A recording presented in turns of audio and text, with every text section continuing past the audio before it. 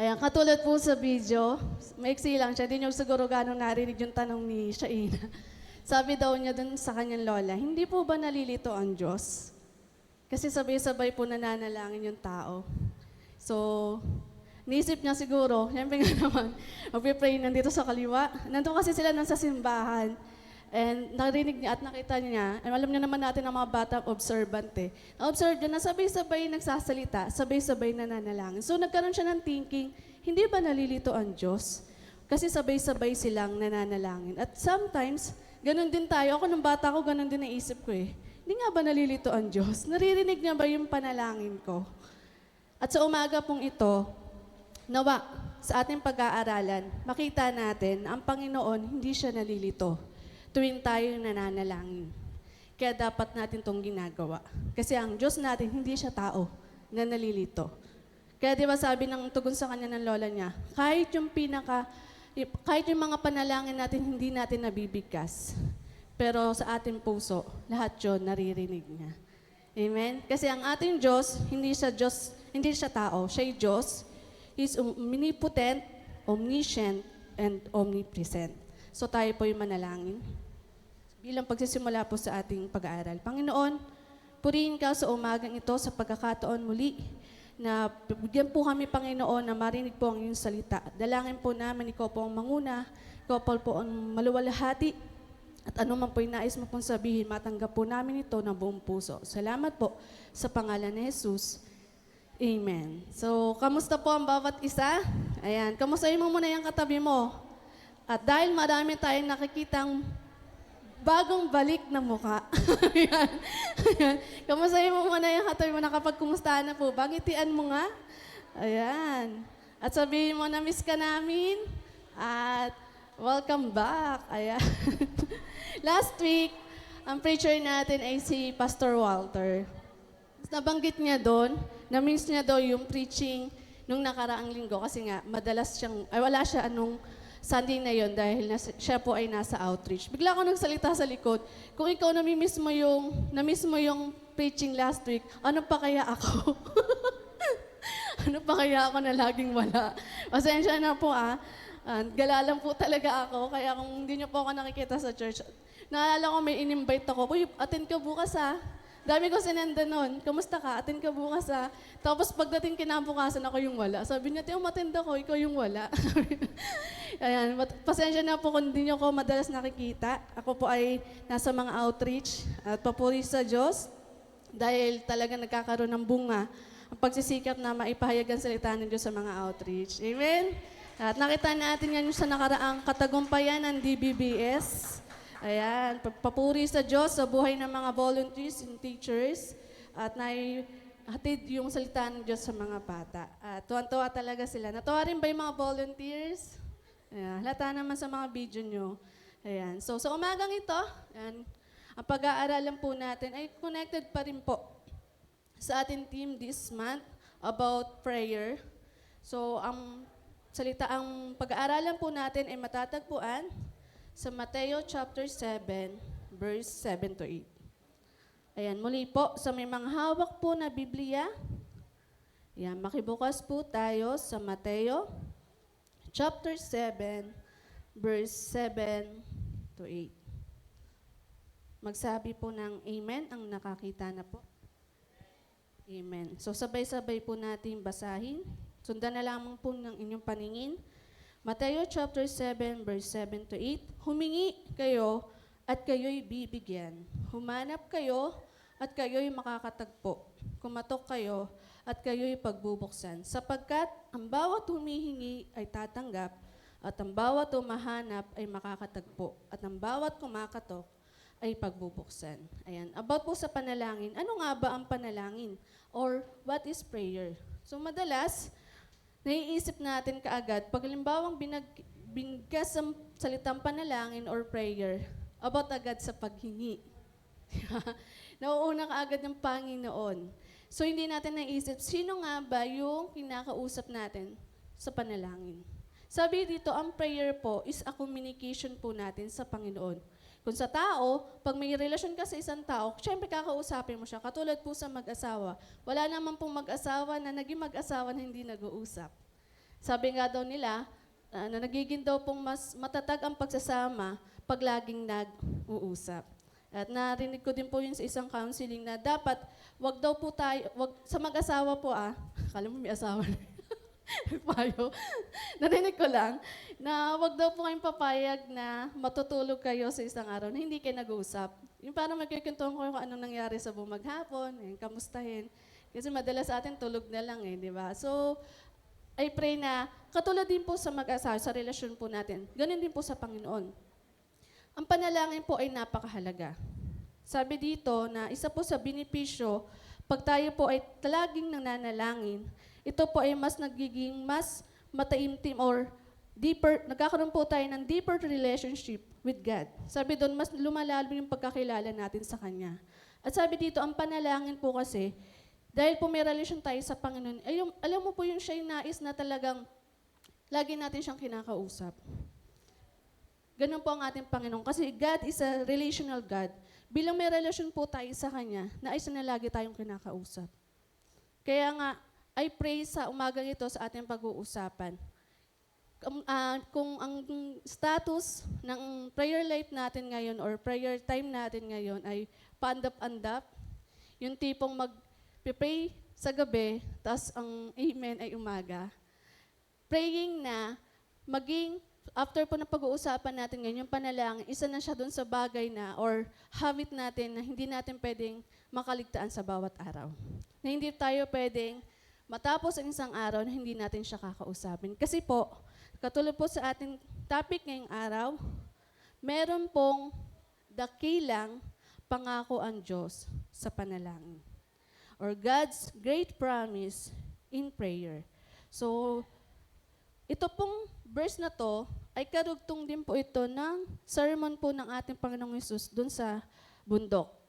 Yung tinuro po last week ni Pastor Walter, ay sermon po yun ng Panginoon sa bundok. So, kausap niya po dito ay yung mga disipulo at yung mga tao. At dito, pansin natin, ang tinuturo lagi ng Panginoon, madalas, tuwing nag-sermon siya, is about sa panalangin.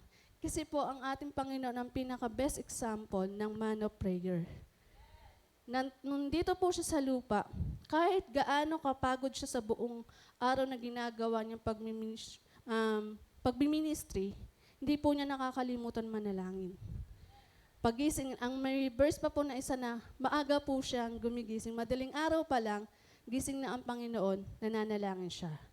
At pag natapos po yung buong araw ng kanilang pagmiministry, iiwan niya yung mga alagad niya, tapos mananalangin siya. Kaya nung nag-sermon po siya dito sa bundok, ito po yung isa sa mga naibahagi niya. Sabi dito, ask and it will given to you. Humingi at kayo'y bibigyan. Bilang isang anak na humihingi or nananalangin sa Panginoon, ano nga ba yung madalas natin hinihingi sa Lord o sa Panginoon? Ito madalas ko rin itong naririnig sa mga prayer meeting. Ayan. Ano ang inyong prayer request? Pero ano nga ba dapat hinihingi natin madalas sa Panginoon tuwing tayo'y nananalangin? Kasi yung iba, Lord, pahingi po ng pera. Lord, pahingi 1,000,000. Pera kaagad Ano nga ba dapat yung madalas natin hinihingi sa Lord? So, number 1 po is wisdom or karunungan. Sa James chapter 1 verse 5, ang karunungan po na sinasabi dyan ay hindi yung wisdom pag may exam. Akala ko dati pag may exam, hindi ka ng wisdom, kasi basahin mo. Pero ang context po dyan, is sa time na tayo po may pagsubok. Humingi tayo ng karunungan. Pangalawa, humingi tayo ng kalakasan at paggabay sa Panginoon. Sa Isaiah chapter 40 verse 31, babanggitin ko na lang po kung nais nyo pong buksan. At pangatlo, ito, pagpapatawad. Sa bawat araw, isa po sa example ng Panginoon na tuwing tayo nanalangin, lagi po tayong humingi ng tawad. Last week sabi ni Kuya Walter, ito po daw yung isa sa pinakamahirap tuwing nananalangin, tuwing nagpipray tayo, yung pagpapatawad. Pero dapat po natin tong hinihingi sa Lord. Pang-apat, syempre, madalas din po itong kailangan natin, kapayapaan. Matatagpuan po sa Philippians chapter 4 verse 6 to 7. Panglima, ito na po yon, provision sa ating pangangailangan sa araw-araw sa Mateo chapter 6 verse 11. At syempre, sa mga taong may sakit or karamdaman, kagalingan. Sa Jeremiah chapter 17 verse 14. At protection, number 7. O paggabay ng Panginoon na matatagpuan po sa Psalms 121 verse 7 to 8. And salvation of others, na matatagpuan po natin sa 1 Timothy chapter 2 verse 1 to 4.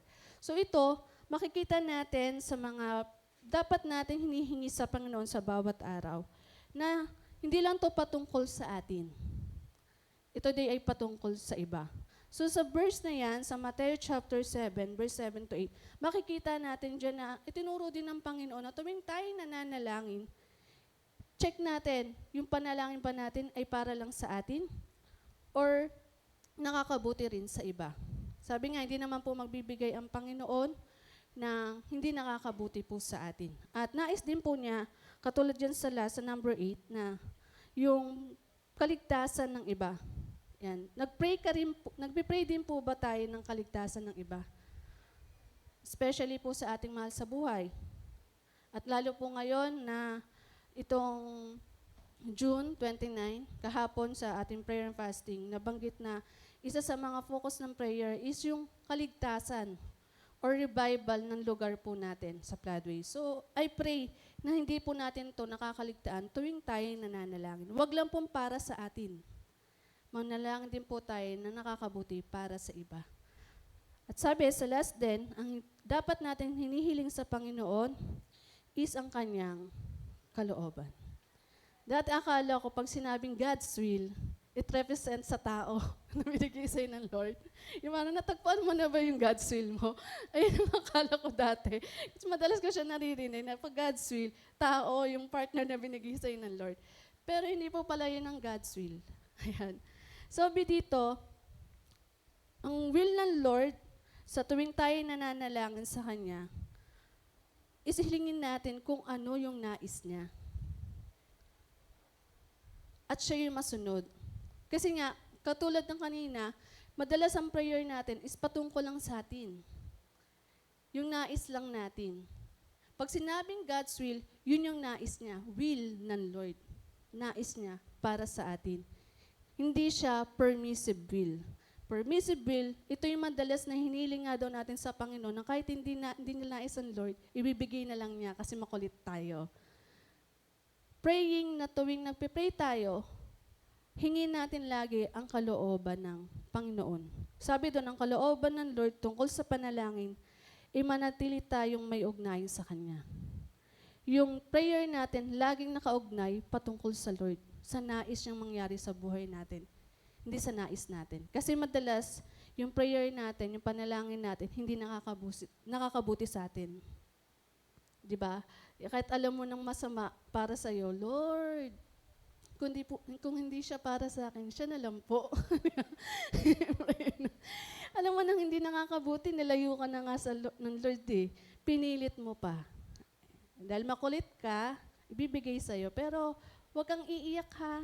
Pag halimbawang natanggap mo yung tugon. So yun daw, dapat ang madalas natin hinihingi ay yung God's will. Kalooban ng Panginoon para sa atin. So, ask and it will given to you. Pag ito daw po yung ginawa natin, sabi dyan, the will of God on prayer is that we stay in a relationship with Him through sincere, continual, faith-filled, and others-centered communication that seeks His will above all. So, ang result po nito, pag ginawa natin, is ayan. Ang result niya is, we will receive if we ask according to His will.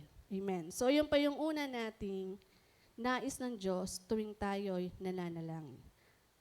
Pangalawa, na nais ng Diyos tuwing tayo'y nananalangin. Sabi diyan, humanap kayo at kayo'y makakatagpo. Seek and you will find. Ano nga ba yung dapat nating hinahanap tuwing tayo'y nagpipray? Ayan, hindi dapat tao ang hinahanap. Andiyan kaya siya sa prayer meeting. Ayan, hindi po dapat tao. Ano nga ba dapat nating hinahanap tuwing tayo'y nananalangin?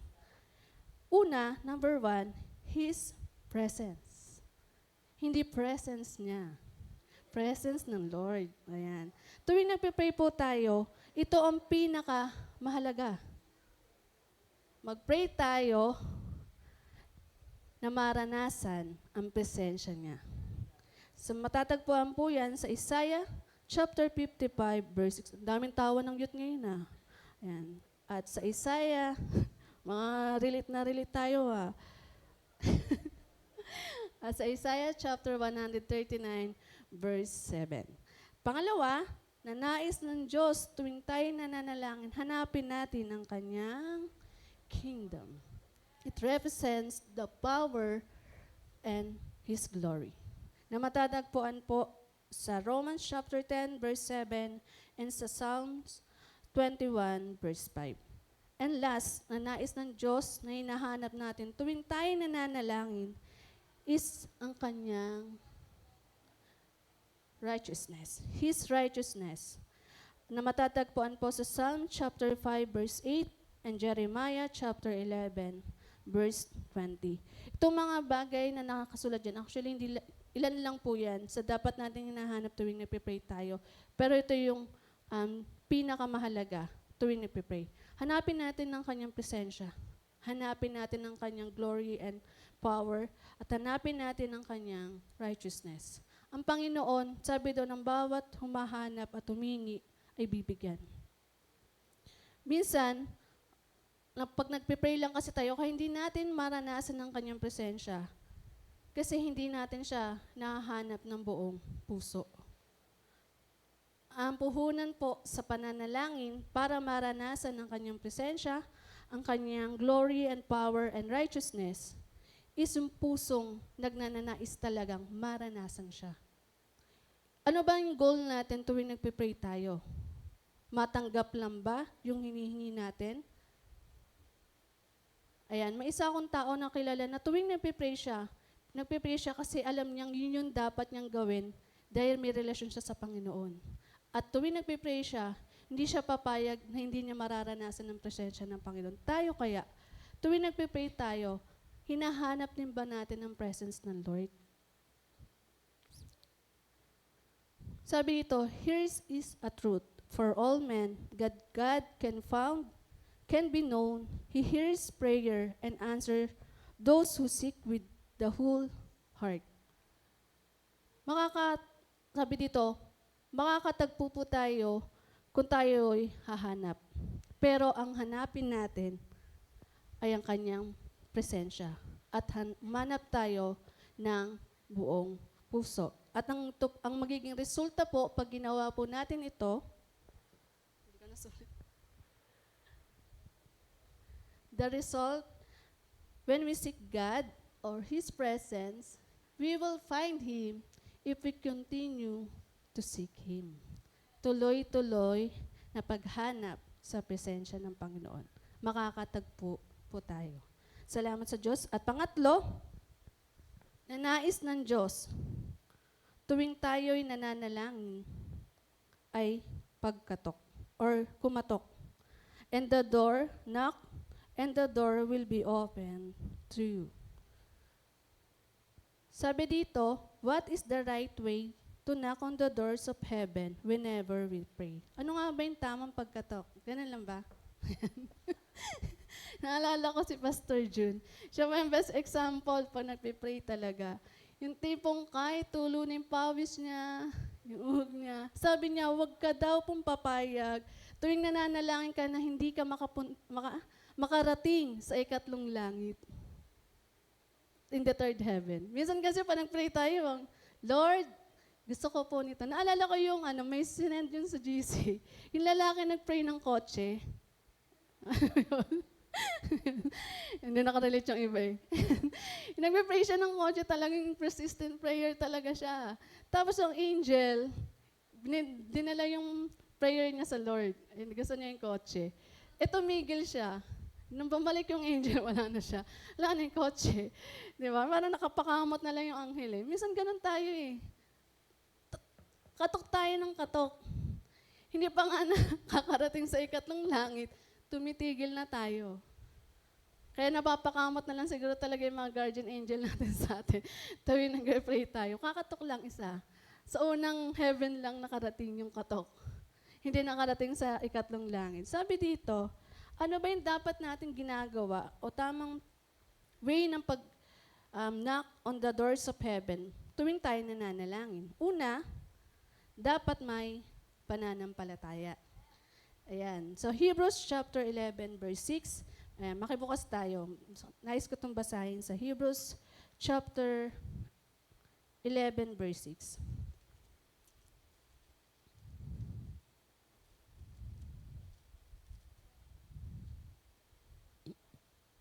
Sabi po rito, hindi maaaring kalugdan ng Diyos ang walang pananampalataya sa Kanya, sapagkat ang sino mang lumalapit sa Diyos ay dapat sumasampalatayang may Diyos at Siya ang nagbibigay ng gantimpala sa mga humahanap sa Kanya. So, napakahalaga po ng faith every time tayong nananalangin. Sabi rin sa Matthew chapter 21, verse 22, at anumang hingin po natin sa panalangin ay matatanggap po natin kung tayo po ay may pananalig sa Kanya. Kaya, tuwing na-pray tayo, dapat tayo ay may pananampalataya. Pangalawa, with the humble and repentant heart, na matatagpuan po sa 2 Chronicles chapter 7, verse 14. Sa tuwing tayo nananalangin, dapat tayo nakikitaan ng humbleness. And yung pusong may pagsisisi. So dito, naalala ko dito sa humbleness, yung nananalangin na tax collector at yung isang si Lazaro, naalala ko ang pangalan niya Lazaro, at yung tax collector, na yung sarili niya, kinumpara niya doon sa tax collector na, Panginoon, hindi ako katulad nitong makasalanan. So, may kayabangan yung panalangin niya. Pero yung tax collector, nung time na nananalangin siya, nakayuko lang siya at tinadagukan niya yung dibdib niya. So, sa paglapit daw natin sa pananalangin or tuwing tayo lalapit sa Panginoon, ang nais ng Diyos ay yung may pananampalataya, ay humbleness or pagpapakumbaba. Na ang Diyos ang nagpapatawad sa atin at ang Diyos ang nagbibigay ng gantimpala. Pangatlo, with a sincere and clean heart, na matatagpuan po natin sa Psalms 66 verse 18, yung pusong malinis na lumalapit sa Panginoon. At pang-apat, ang pinakamahalaga tuwing tayo'y nananalangin is sa pangalan ng ating Panginoong Hesus, na matatagpuan po sa John chapter 14, verse 13 to 14. So, makibukas po tayo. John chapter 13, verse 13 to 14.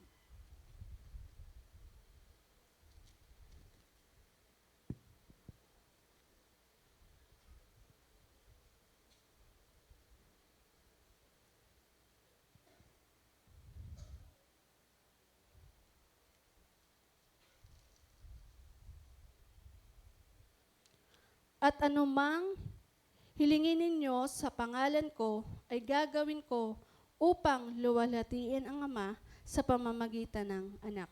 Kung hihiling kayo ng anuman sa pangalan ko, ito ay aking gagawin. Kaya po tuwing nagpipray, o last ang sinasabi natin tuwing nagpipray tayo is, in the name of Jesus. Sa pangalan ng ating Panginoong Hesus. Hindi po sa pangalan ni Pastor, hindi po sa pangalan ng Santo Papa, hindi po sa pangalan ni Maria, kundi sa pangalan lamang po ng ating Panginoong Hesus. Sabi doon, ano man daw yung hilingin natin sa kanyang pangalan, ay kanyang ibibigay. Kaya po, sabi ko, hinahangad ng Diyos na tayo magpatuloy sa panalangin. Hindi kaagad sumusuko, patuloy na kumakatok sa kanyang pintuan. Sabi doon, yung continue na pananalangin. Alam ko, ako nararanasan ko din to na may mga panalangin ako na parang imposibleng ibigay talaga ng Diyos. At yung tipong years na, taon na, hindi pa rin talaga niya binibigay. Minsan nakaka-frustrate talaga yung ganung prayer. Pero, tanungin natin, yung prayer ba na hinihiling natin sa Panginoon ay kalooban ba niya para sa atin? Or baka hindi kasi tayo laging kumakatok sa kanyang pintuan para ibigay ito. Nawa, ang tinuturo sa atin ng Panginoon dito sa pagkatok sa kanyang pintuan ng langit na patuloy nating kausapin ng Panginoon. Maging makulit tayo na ibigay sa atin to ng Panginoon, pero na naayon sa kanyang kalooban. Kasi ang nais ng Diyos na tuwing tayo nagpe-pray, huwag po tayo kaagad susuko. Yung tipong dalawang katok ka lang, 3 katok ka lang, pero wala pa rin siyang tugon o hindi pa niya binubuksan, katok pa rin tayo hanggang sa ibigay ito sa atin ng Panginoon. Kaya nga dito, sabi dyan sa, ayan, hindi ko siya nasulat. And God desires that we persevere in prayer and not give up easily. We should keep knocking on heaven's door until we receive answers from the Lord. Continue na pagkatok sa doors of heaven hanggang ibigay ito sa atin ng Panginoon. Ang result nito, and the door will be open to us if we keep knocking and not give up. Sabi nga, push until something happen. Push mo yan. Patuloy mong katukin ng Lord. Huwag tayong kaagad susuko. Kasi lahat ng kumakatok ay pagbubuksan. Pero dapat tuwing tayo'y kumakatok, masumpungan tayo ng Panginoon na may pananampalataya, may pagpapakumbaba, may malinis na puso, at humihingi sa pangalan lamang ng Panginoong Hesus. Push. Ayan, mag-pray tayo. Hingin natin sa Lord. At sabi dito, kaya kung nais nating matanggap ang dakilang pangako ng Diyos o yung God's great promise, sabi doon, magpatuloy tayong manalangin. Patuloy natin siyang kausapin. Patuloy natin siyang hanapin.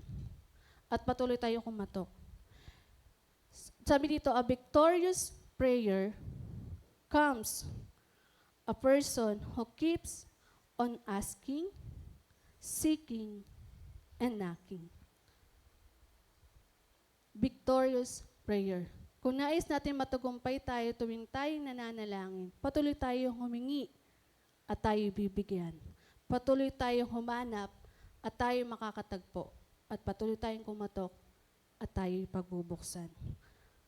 Ngayon kapatid, kailan tayo huling nanalangin ng may pagtsatsaga para makuha natin yung tugon ng Panginoon? Kailan tayo nagkaroon ng intimate time o oras na si Lord lang yung kakausapin mo? Na si Lord lang yung focus natin. Na hindi tayo papayag hanggat hindi siya nararanasan. Siya pa ba? Siya pa ba? Yung lagi nating nais makausap. Kamusta po yung bawat araw natin? Ilang oras ba tayo nananalangin? Yung oras ba ng pananalangin natin? Yung gabi, sa gabi, tas umaga na yung amen? Kamusta ang ating pananalangin? Kapatid, ang itinuturo sa atin ng Panginoon, ito'y napakahalaga. Kasi sa pananalangin, meron siyang dakilang pangako para sa atin. Kaya magpatuloy tayo sa pananalangin. At meron akong ipapanood saglit na video na ipinakita ng Panginoon kung paano tayo dapat nananalangin.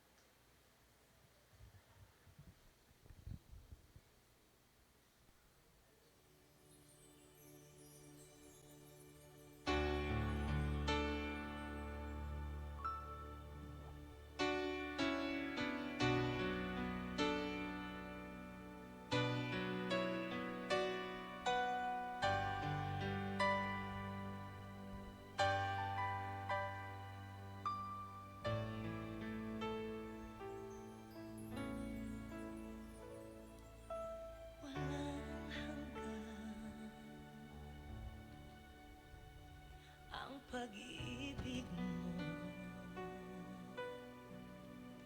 walang makaagap kahit na sino pa man. Pinakamamahal ako, pinatawad ang lahat ng kasalanan ko. Dakila ang pag-ibig mo, walang hanggan ang pag-ibig mo, walang makaagam kahit na sino pa man. Pinakamamahal ako, pinatawad ang lahat ng kasalanan ko. Dakila ang pag-ibig mo. Ngayon Sa video po na iyan, nakita natin na ano nga ba ginawa ng Panginoon para sa atin. Kapatid, pati ang Diyos, ang ating Panginoong Jesus, nung panahon na bago siya ipako sa krus, nanalangin siya ng ganito sa Lord.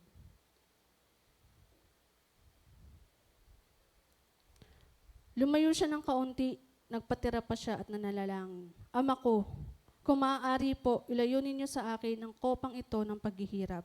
Ngunit, hindi po ang kalooban ko, kundi ang kalooban ninyo ang mangyari.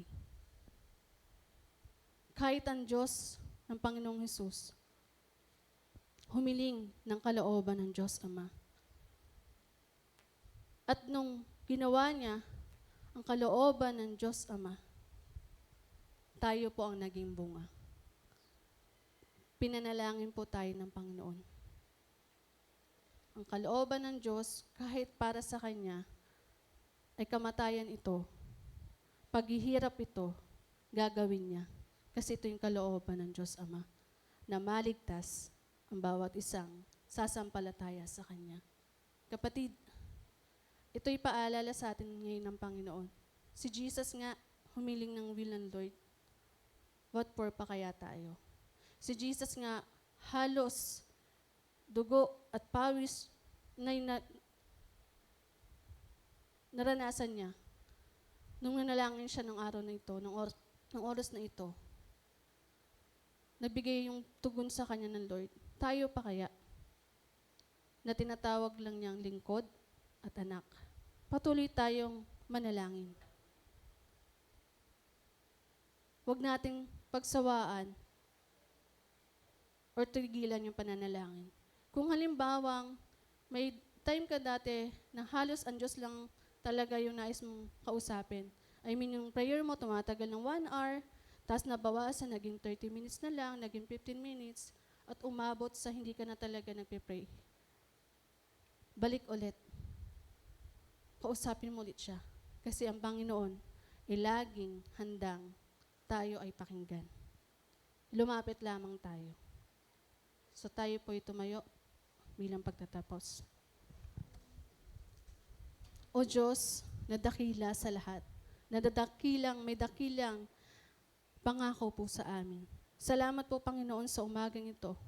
Salamat po, O Diyos, dahil Ikaw po mismo ay nanalangin para sa amin. Kung bakit kami narito ngayon, O Diyos, ito'y idinulog mo sa Diyos Ama. At dalangin po namin sa oras nito, sa aming buhay, tulungan mo po kami na magpatuloy na hanapin ka.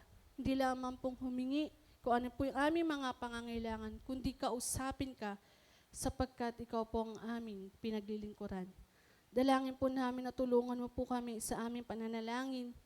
Kung may mga oras na kami po ay nanghihinawa, kung may mga oras na kami tinatamad, kung may mga oras na Ayaw po namin manalangin. Tulungan mo po kami. Turuan mo po kami, Panginoon, na patuloy na makipag-ugnayan po sa iyo.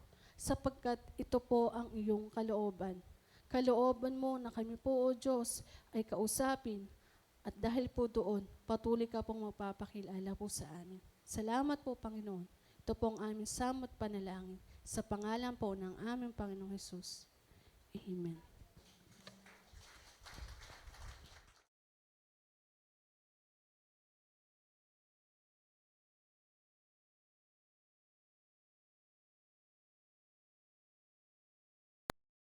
Narinig mo na ba? Narinig mo na ba? Narinig mo na ba? Narinig mo na ba na ang Diyos ay magbubuhos ng masaganang pagpapala? Tumanggap ng kaligtasan, kalayaan, kapahingahan at kapayapaan, kagalingan at katugunan sa lahat ng ating mga pangangailangan.